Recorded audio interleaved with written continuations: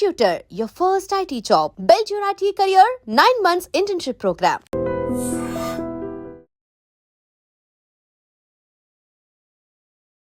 నమస్తే, welcome to iDream weekend update with కవిత.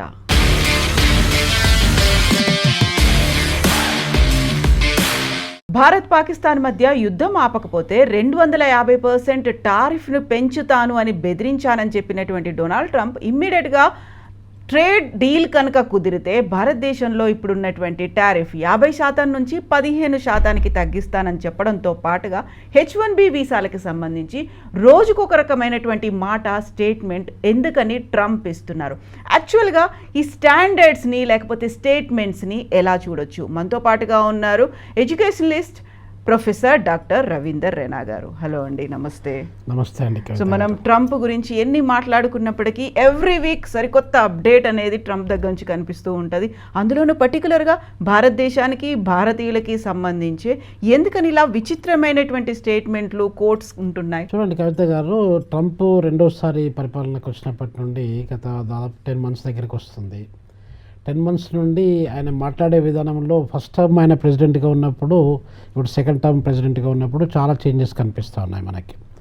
ఒకటి age factor, ఒకటి తర్వాత రెండోది ఏంటంటే నేను వెళ్ళేది నాకు లాస్ట్ ఛాన్స్ కాబట్టి ఈ లోపల నేను ఏదైనా ఒకటి చేయాలి, ఏదో ఒకటి మెమరబుల్గా ఉండాలి, ఒక లెగసీ క్రియేట్ చేయాలని చెప్పి ఆయన అనుకుంటున్నాడు. ఏం చేసినా మ్యాక్సిమం చేయాలి. అదే మాగా అనేది ఉందని చెప్పాను. మనం ఇంతకుముందు కూడా అనుకున్నాము, మేక్ అమెరికా గ్రేట్ అగైన్ అనే దాంతో ఏది చేసినా కూడా అమెరికాను గ్రేట్ చేయడానికి నేను చేస్తున్నానని ఆయన అనుకుంటున్నాడు.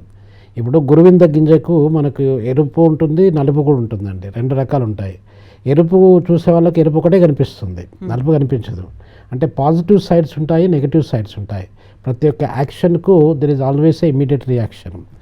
అయితే ఆయన చేసే పరిపాలనా విధానంలో, రెండోసారి చేసే పరిపాలనా విధానంలో మనకు చాలా దుందుడుకు చర్యలు, డూ ఆర్ డై, ఇది నేను చేయకపోతే నాకు ఇంకా లైఫ్ లేదు, నవ్ ఆర్ నెవర్ అన్న ఉద్దేశంతో ఇలా చేసుకుంటూ వస్తున్నాం. చాలా రకరకాల, ఒక టారిఫ్సే కాకపోవచ్చు, H1B వీసానే కాకపోవచ్చు, ఇంకా రకరకాలుగా ఆయన ప్రయత్నాలు ఆయన చేసుకుంటూ వస్తున్నారు. నోబెల్ ప్రైజ్ గురించి కావచ్చు. సో దీంట్లో భాగంగా ఏమవుతుందంటే కవిత గారు, ట్రస్ట్ అనేది, మనము నమ్మకం అనేది కొన్ని డికేడ్స్ తీసుకుంటాం. అది సంవత్సరాలు పట్టచ్చు, కొన్ని దశాబ్దాలు పట్టచ్చు. ఒకరి మీద ఒకరికి నమ్మకాన్ని మనం పెంచుకోవడానికి ఎన్నో మంచి పనులు చేయడము, కేరు, అటెన్షను, సపోర్టు, తర్వాత హానెస్టీ, ఇవన్నిటితో కలిపి మనము ట్రస్ట్ను బిల్డ్ చేసుకుంటూ ఉంటాం. ఆ ట్రస్ట్ అనేది మనకు లేకపోతే రిలేషన్షిప్స్ ఏది కూడా మనకు లాంగ్ లాస్టింగ్ ఉండదు, సస్టైనబుల్ ఉండదు. సో ఇప్పుడు మనకు అమెరికాకు చాలా మంచి రిలేషన్షిప్ వండుకుంటూ వచ్చింది. అది మన కమర్షియల్ కావచ్చు, వాణిజ్యపరంగా కావచ్చు, లేకపోతే ట్రేడ్ పరంగా కావచ్చు, హ్యూమన్ రిసోర్స్ పరంగా కావచ్చు, టెక్నాలజీ ఓరియంటేషన్ పరంగా కావచ్చు, రకరకాల యాంగిల్స్లో ఆ రిలేషన్షిప్ మనకు మంచిగా వండుకుంటూ వచ్చింది. అది డిఫరెంట్ అడ్మినిస్ట్రేషన్ పీరియడ్లో, బుష్ పీరియడ్ కావచ్చు, క్లింటన్ పీరియడ్ కావచ్చు, బరాక్ ఒబామా పీరియడ్ కావచ్చు, ఎవరి పీరియడ్ తీసుకున్నా కూడా మనకు ఒక రకమైన సత్సంబాలు అనేది అమెరికాకు, మనకు భారతదేశానికి మంచి సంబంధాలు వండుకుంటూ.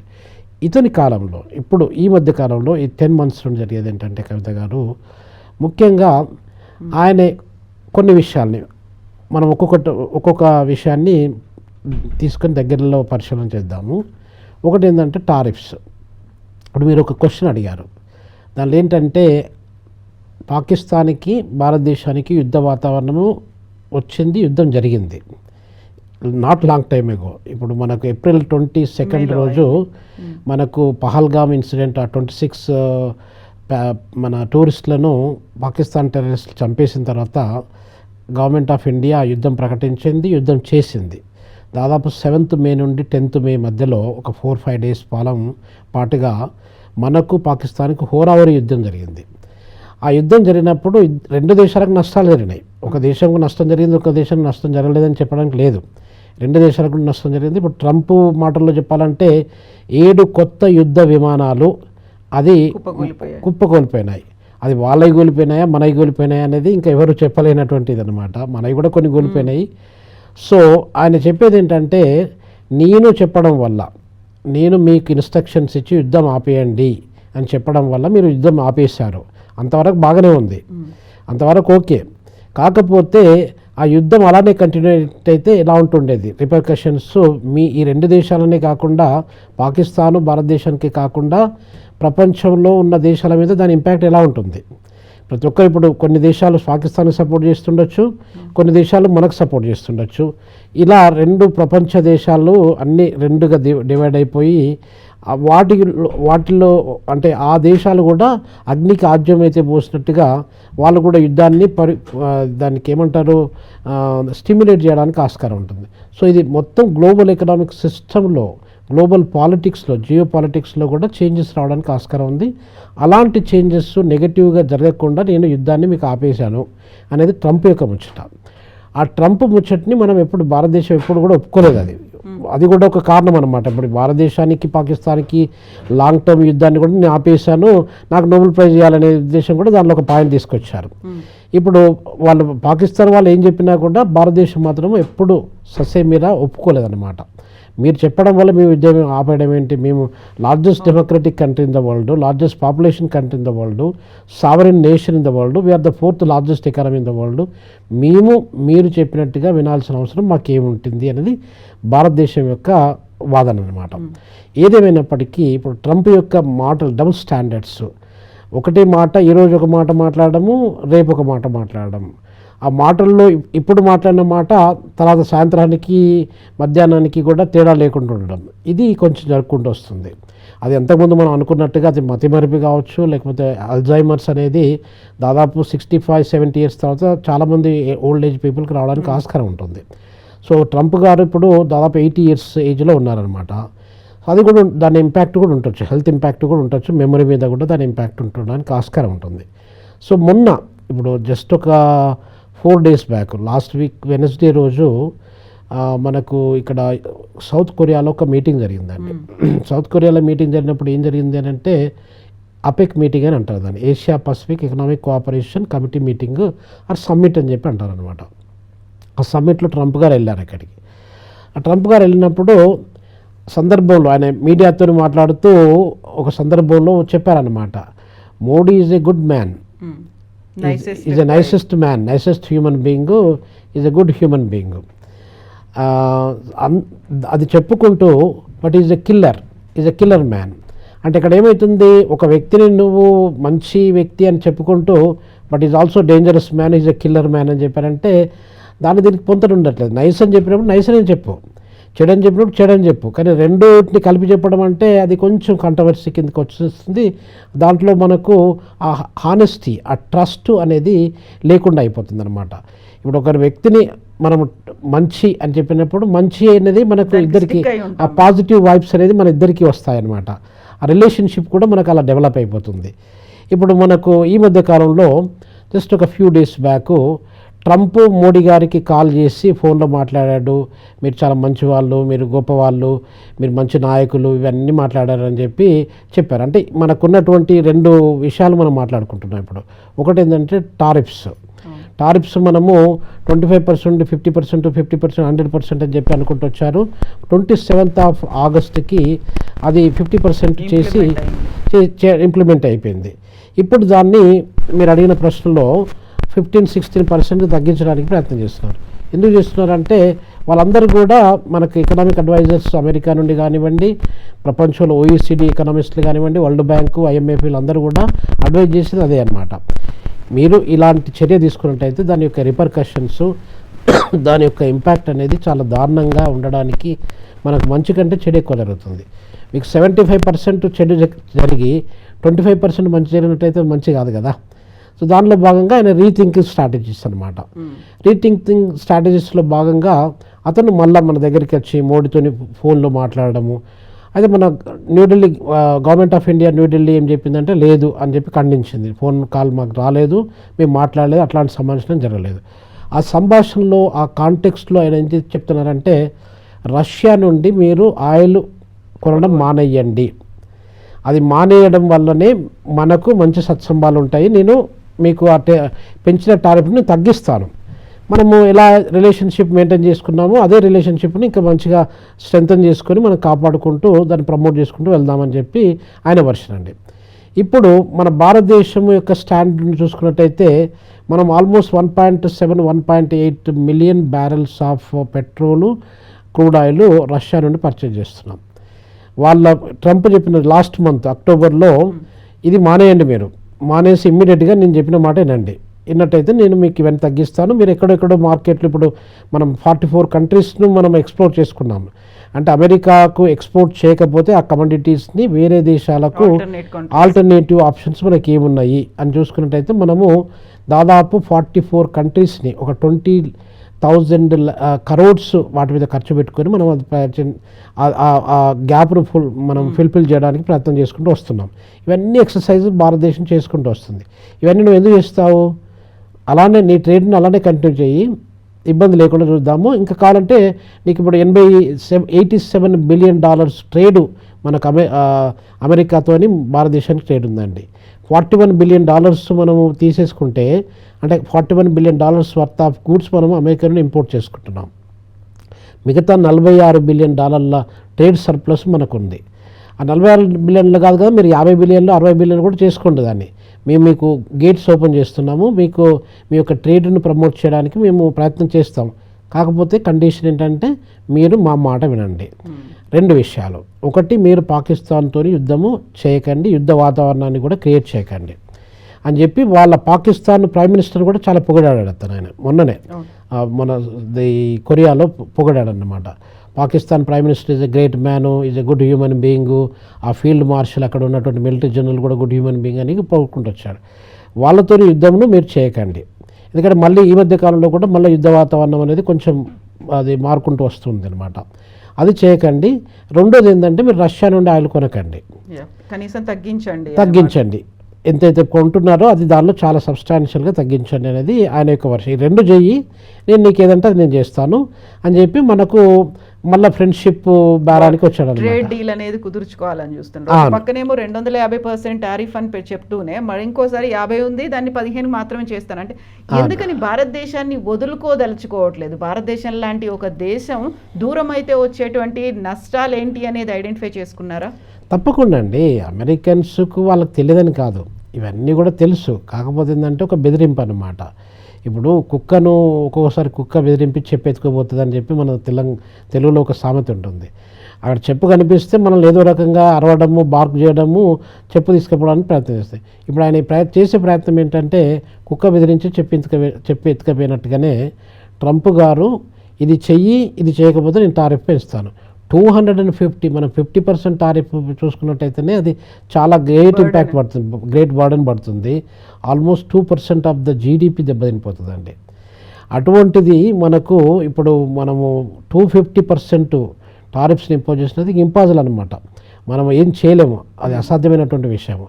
సో ఈ 2 విషయాలలో అతను ఏం చెప్తున్నాడంటే మీకు 250%, పాకిస్తాన్ మీద కూడా 250% ఇంపోజ్ చేస్తానంటున్నాడు, ఇటు చైనా మీద కూడా 250% ఇంపోజ్ చేస్తా అంటున్నాడు. ఎవరైతే ఆయన మాట వినారో వాళ్ళ మీద ఒక టారిఫ్ అనే దాన్ని ఒక వెపన్ లాగా యూజ్ చేసుకొని ఆ వెపన్ను ఆయన పర్ఫెక్ట్గా ఇది చెయ్యి, ఇది చేయకపోతే నేను ఇది చేస్తాను అని చెప్పి బెదిరింపు చేస్తూ ఉన్నాడు అనమాట. సో అది లాంగ్ టర్మ్లో మంచి పద్ధతి కాదండి. ఒక పెద్ద దేశం అమెరికా అనేది పెద్ద దేశము, రిపీటబుల్ కంట్రీ, లార్జెస్ట్ ఎకనామీ, ఇట్లాంటి చిన్నవి ఏదో చిన్నపిల్లలు మాట్లాడినట్టు ఉండకూడదు కదా. మనం ఏదైనా గిచ్చికయం పెట్టుకున్నప్పుడు చిన్న పిల్లలు నువ్వు ఇది చేయకపోతే నేను ఇది చేస్తాను, అది చేస్తానని చెప్పి మనం బెదిరించడం అవసరం. ఒక దేశం ఇంకొక దేశంతో largest economy, 4th largest economy Bharat. ఈ 2 దేశాలను డీల్ చేసినప్పుడు చాలా ఆచితూచి చాలా డిప్లొమాటిక్గా మాట్లాడుతూ ఆ నిర్ణయాలు అనేది తీసుకుంటేనే బాగుంటుందండి. అలా కాకుండా మనం ఇష్టం వచ్చినట్టు నోటికి ఏది వస్తుంది మాట్లాడడం కాదు కదా. ఇప్పుడు ట్రంప్ మనకు ఫస్ట్ టైం అడ్మినిస్ట్రేటివ్గా ప్రెసిడెంట్గా ఉన్నప్పుడు కూడా యాంజెలా మార్కర్ అని చెప్పి జర్మన్ ఛాన్సలర్ ఉంటుండే, ఆమెతో కూడా చాలాసార్లు చెప్తుండేది she's my best friend, she's my good friend అని చెప్పి చెప్తుండేది. Friendship is friendship. మీరు ప్రెసిడెంట్గా ఉన్నప్పుడు ఒక ప్రెసిడెంట్గా మాట్లాడడం అనేది చాలా ఇంపార్టెంట్, కామన్ మ్యాన్గా మాట్లాడడం కాదు. ట్రంప్ ఎలా ఉంటుందంటే కామన్ మ్యాన్గా మాట్లాడేస్తాడు అనమాట. ఇప్పుడు మనకి వరల్డ్ ట్రేడ్ డీల్ అనేది కుదుర్చుకోవాలి ప్రపంచంలో ఉన్నటువంటి అన్ని దేశాలతో అనుకున్నప్పుడు మళ్ళీ ఒక సామరస్యంగా మాట్లాడడం అనేది మొదలైంది. అదే సమయంలో మళ్ళీ H1B వీసాలకు సంబంధించి రోజుకు ఒక ట్విస్ట్, ఒక టర్న్ అనేది రోజుకు రకమైనటువంటి స్టేట్మెంట్ వస్తుంది. ఒక అయోమయం, గందరగోళం. వెరీ రీసెంట్గా రిలీజ్ చేశారు ఒక వీడియోను కూడా, ఎలా విదేశాల నుంచి H1B వీసాలతో వచ్చి ఇక్కడ ఎకానమీని స్పాయిల్ చేస్తున్నారు, ఇక్కడ ఎంప్లాయ్మెంట్ని డిస్ట్రాయ్ చేస్తున్నారు అని చెప్తూనే అందులో పర్టికులర్గా భారతీయుల గురించే మెన్షన్ చేయడం అనేది ఎందుకలా? చూడండి కవిత గారు, భారతీయులకి ఇంపాక్టు H1B అంటే భారతీయులు అంటే H1B వీసా అనేది ఒక 2 sides of the same coin లాగా అయిపోయిందండి. ఎందుకు అయిపోయిందంటే ఇప్పుడు H1B వీసా అనేది మనం లాస్ట్ టైం డిస్కషన్లో కూడా మనం అనుకున్నాము. దాంట్లో పాయింట్ ఏంటంటే H1B వీసా అనేది ఎక్స్ట్రాడినరీ స్కిల్డ్ పీపుల్కు ఏర్పాటు చేసినటువంటి వీసా ప్రాసెస్ అండి. ఆ ఎక్స్ట్రాడినరీ అంటే టెక్నోక్రాట్స్, ఒకవేళ అమెరికాలో టెక్నోక్రాట్స్ కావచ్చు, ఇంజనీర్స్ కావచ్చు, ఇన్నోవేటర్స్ కావచ్చు, సైంటిస్టులు కావచ్చు, ప్రొఫెసర్లు కావచ్చు, రీసెర్చ్ అండ్ డెవలప్మెంట్లో ఆరితేరి ఉన్నటువంటి గొప్ప వ్యక్తులు కావచ్చు, వీళ్ళందరినీ టార్గెట్ చేసి వేరే దేశాల నుండి, ఇప్పుడు మన ఇండియా నుండే కాదు, అమెరికా నుండి లాటిన్ అమెరికా నుండి వెళ్తున్నారు, మెక్సికో, తర్వాత చీలీ, రకరకాల దేశాల నుండి వెళ్తున్నారు, ఆఫ్రికా నుండి వెళ్తున్నారు, ఏషియాలో మిగతా కంట్రీస్ నుండి, చైనా నుండి వెళ్తున్నారు, ఫిలిప్పైన్స్ నుండి వెళ్తున్నారు, బంగ్లాదేశ్ నుండి వెళ్తున్నారు. ఇట్లా వెళ్ళినప్పుడు ఆ H1B వీసా అనేది ఫిల్టరింగ్ ప్రాసెస్ అనమాట. మీకు అక్కడ ఉన్నటువంటి స్కిల్ సెట్ ఉందా లేదా, మీకున్న క్వాలిఫికేషన్ ఉందా లేదా, మీకున్న ఎక్స్పీరియన్స్ ఉందా లేదా అని చెప్పి వాళ్ళు ఫిల్టరింగ్ చేసేసి ఆ H1B వీసాను అప్లై చేస్తారనమాట. అది మనకు ఫిల్టరింగ్ ప్రాసెస్లో ఇప్పుడు మనం లాస్ట్ టైం కూడా అనుకున్నాము, సుందర్ పిచ్చై అండ్ సత్యనారాయణలా మన దగ్గర ఉన్నటువంటి గ్రేట్ ఎడ్యుకేటర్స్ కావచ్చు, ప్రొఫెసర్స్ కావచ్చు, లేకపోతే వాళ్ళు CEO కావచ్చు, వీళ్ళందరూ కూడా ఇంద్రాణి నూయి కావచ్చు, వీళ్ళందరూ కూడా H1B వీసా నుండి మాత్రమే అమెరికాకి వెళ్ళారు, వేరే రూట్ ఏం లేదు ఇంకా. సో అలా వెళ్ళినప్పుడు H1B వీసా అనేది ఒక గేట్వే లాగా అయిపోయిందండి.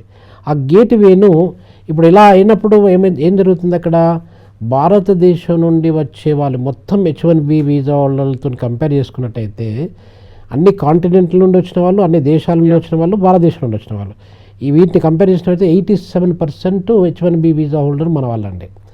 ఇప్పుడు మీకు లాస్ట్ టైం కూడా మనకు ఈ మధ్య కాలంలో ఒక 2022 నుండి 24 మధ్యలో తీసుకున్నట్టు స్టాటిస్టిక్స్ 1,20,000, 1,30,000 మంది H1B వీసా హోల్డర్లు మన భారతదేశం నుండి మాత్రమే వెళ్ళారు. మిగతా ప్రపంచంలో ఆఫ్రికా కానీ లాటిన్ అమెరికా అంతా కలిపితే కూడా 80,000, 85,000 మంది కూడా లేరు. అంటే మన యొక్క డామినెన్స్ అనేది H1B వీసాలో చాలా ఎక్కువ స్థాయిలో ఉందండి. అందు గురించే H1B వీసాను టార్గెట్ చేస్తారనమాట. H1B వీసాని 15,000 ఉంటుండేది అప్పుడు, ఇప్పుడు $1,00,000 చేశారు. అలా చేయడం వల్ల పెద్ద గ్యాప్ వస్తుంది కదా.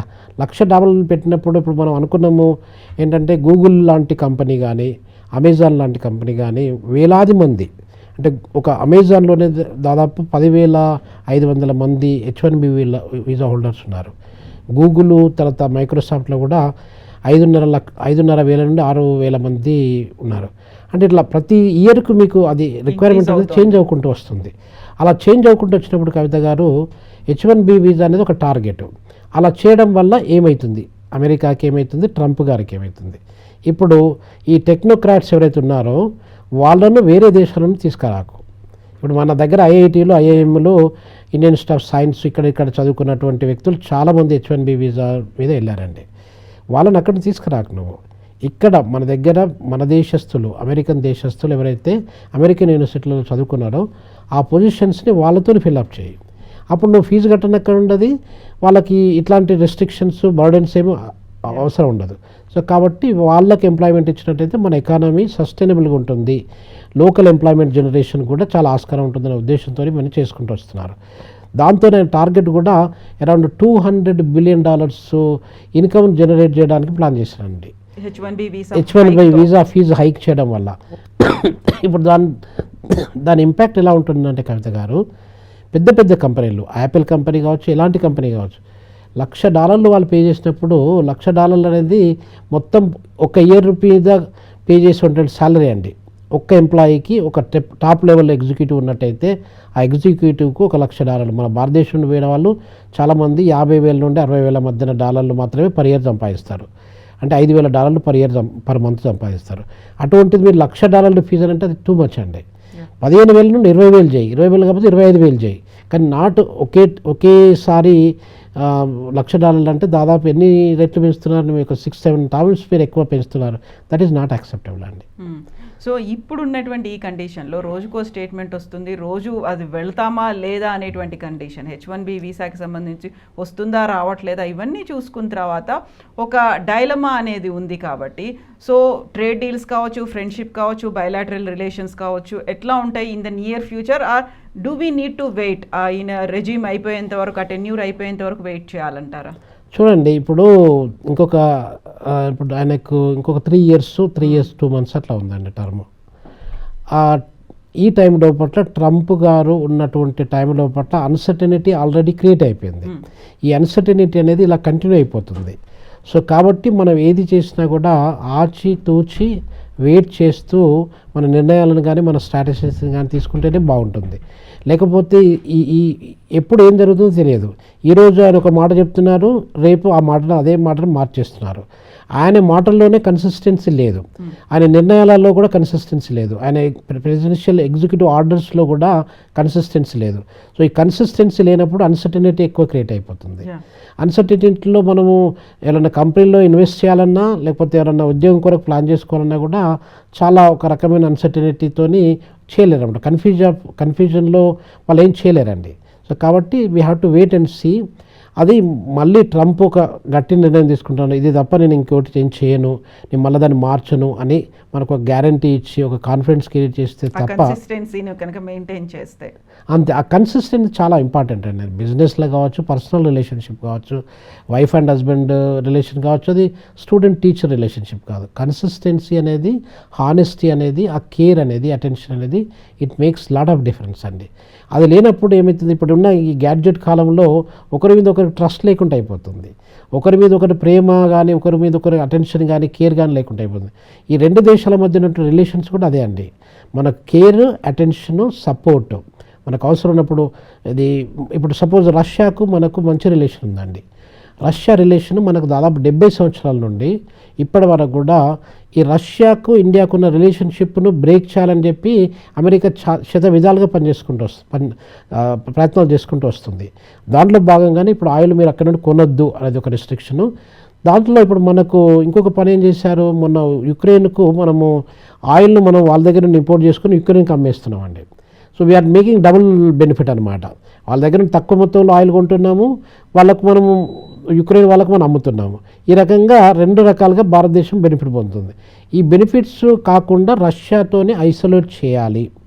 రష్యాకు మీకు మంచి సంబంధాలు ఉన్నాయి, ఆ రష్యాకు మీకు మంచి సంబంధాలు మేము కట్ చేస్తాము, మిమ్మల్ని డివైడ్ అండ్ రూల్ పాలసీ, మిమ్మల్ని వాళ్ళని సెపరేట్ చేస్తాం అనేది చాలా రకాలుగా ప్రయత్నం చేసుకుంటూ వస్తున్నారు. ఫస్ట్ టైంలో ఆయన అడ్మినిస్ట్రేషన్లో కూడా అదే చేశారు, కాకపోతే అంత ఇదిగా చేయలేదన్నమాట, ఇంత పవర్ఫుల్గా ఇంత ఇంపాక్ట్ఫుల్ చేయలేదు. ఇప్పుడు చేస్తున్నారు. మీకు ఇంకో సంగతి మీరు గుర్తుండి ఉంటుంది, చైనాలో లాస్ట్ టైం మీటింగ్ మనకు మోడీ గారు తర్వాత పుటిన్ గారు ఇద్దరు అప్పుడు JCO మీటింగ్ అయినప్పుడు, ఆ మీటింగ్లో మోడీ గారి యొక్క పరిస్థితి కొంచెము అంత ఇదిగా సేఫ్గా లేకుండా అప్పుడు అన్సర్టనిటీ ఉంటుండే. పుటిన్ సేవ్ చేశారని మనం పేపర్లో చూసాము, మీడియాలో చూసాము. ఆయన పర్సనల్గా మోడీ గారి కొరకు వెయిట్ చేసి ఆయన బుల్లెట్ ప్రూఫ్ కార్లో తీసుకుపోయి ఆయన మోడీ గారు ఉండేటువంటి హోటల్ను కూడా చేంజ్ చేశారు సెక్యూరిటీ రీజన్స్ వల్ల. అంత ఇదిగా మన రష్యాకు మనకు అంత డీటెయిల్డ్ రిలేషన్షిప్, అంత స్ట్రాంగ్ రిలేషన్షిప్ ఉందన్నమాట. అట్లాంటి రిలేషన్షిప్ మనం పోడుకున్నప్పుడు మీకు లాస్ట్ టైం మనము మాట్లాడుకున్న దాంట్లో 1970లో పాకిస్తాన్కి మనకు యుద్ధం జరిగినప్పుడు అమెరికా వాళ్ళు డైరెక్ట్గా పాకిస్తాన్కి సపోర్ట్ చేశారు. మనకు సపోర్ట్ చేసే వాళ్ళు ఎవరు లేరు, మళ్ళీ చివరికి రష్యానే సపోర్ట్ చేసింది. అంత మంచి దేశాంతో అంత మంచి రిలేషన్షిప్ను మనము స్పాయిల్ చేసుకోవడానికి మంచిది కాదు. సో కాబట్టి డిప్లొమాటిక్గా, అంటే మనకు రష్యా కోఆపరేషన్ అవసరము, అమెరికా కోఆపరేషన్ కూడా అవసరమే. సో కాబట్టి డిప్లొమాటిక్గా డీల్ చేసి మనం జియో పాలిటిక్స్లో మనం కొంచెం దూరంగా వండుకుంటూ ఎకనామిక్గా, ట్రేడ్ పరంగా మన దేశానికి ఏది మంచిది అనేది చూసుకున్నట్టయితే మనకు మంచిదండి. ఎస్ అండి, thank you so much Ravinder గారు. థ్యాంక్ యూ అండి. Thank you. నిజంగా ప్రస్తుతం ఉన్నటువంటి సమాజం దేనికి ప్రయారిటీ ఇస్తుంది? ఆర్థిక సంబంధాల చుట్టూ మాత్రమే తిరుగుతుంది. మళ్ళీ ఎన్నికలంగానే చాలా విరక్తి కలుగుతాను. మంచి అనిపిస్తుంది కదా, లేడీస్ కూడా ఛాలెంజింగ్ జాబ్స్ చేసినప్పుడు చాలా బాగుంటది. ట్రాఫిక్ అసిస్టెంట్స్ గా నియమించిన ట్రాన్స్జెండర్స్ అందరితో సాల్యూట్ చేయించుకుంటున్నారు. ఫుడ్ డెలివరీ ఇవ్వటానికి వెళ్ళినటువంటి డెలివరీ బాయ్ అనిల్ పై కళ్ళ ముందు పెళ్ళండి